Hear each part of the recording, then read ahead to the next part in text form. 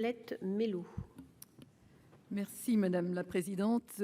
Monsieur le Ministre, mes chers collègues, à l'heure de la réouverture des classes, je voudrais saluer le travail accompli par tous les personnels de l'Éducation nationale ainsi que ses partenaires que sont les collectivités dans cette situation tout à fait inédite. Le gouvernement a annoncé qu'une priorité serait accordée à l'accueil des enfants porteurs d'un handicap par les établissements scolaires. En effet, les enfants atteints de troubles cognitifs et leurs familles ont particulièrement souffert des effets du confinement. Rupture de soins, perte de repères liée au changement d'habitude, épuisement des familles.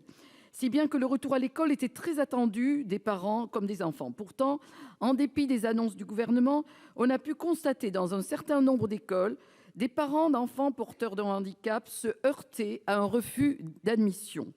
Les exemples ne manquent malheureusement pas. La raison principale invoquée serait l'impossibilité pour ces enfants de respecter les gestes barrières.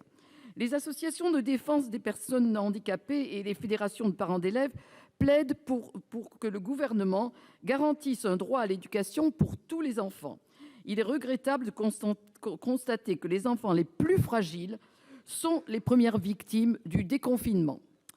Et je veux bien croire que seules les difficultés pour mettre en place les conditions d'accueil aient pu probablement favoriser ces réactions discriminatoires, mais pourtant, le protocole sanitaire, je cite, disait « Une attention particulière doit être apportée aux personnes en situation de handicap ou porteuses de maladies évoluant sur une longue période ».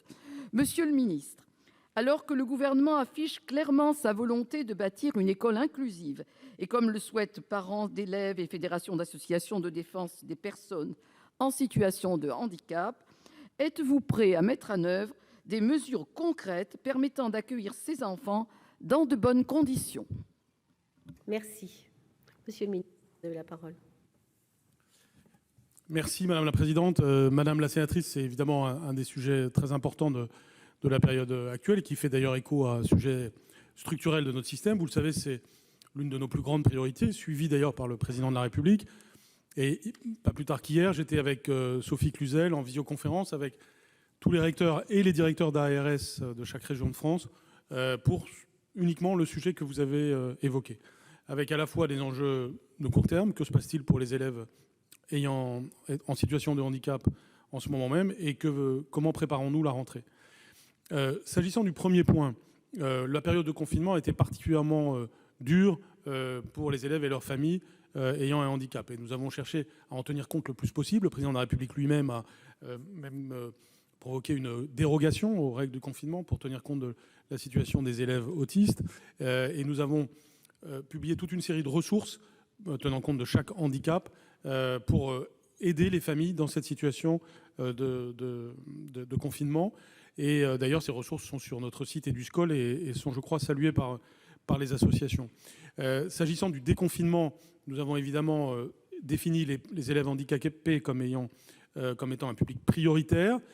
C'est donc ce qui est en train de se passer. Mais évidemment, cela se heurte parfois à toute une série de difficultés. Par exemple, le respect des gestes barrières par les AESH, le fait que certains AESH aient des problèmes de santé qui ne leur permettent pas de revenir. Donc ça nécessite toute une réorganisation.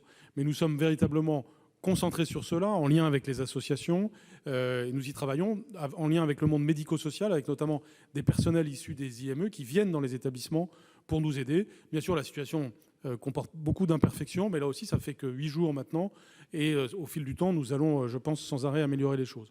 Mais j'en profite pour dire aussi que nous préparons une rentrée 2020 qui est un cran supplémentaire dans la qualité de l'accueil des élèves et de la scolarisation des élèves en situation de handicap, notamment avec plus d'AESH, mieux formés, avec des meilleurs contrats, plus de ressources pédagogiques, plus de coordination aussi avec les collectivités locales. Donc nous continuons le travail en faveur des élèves en situation de handicap.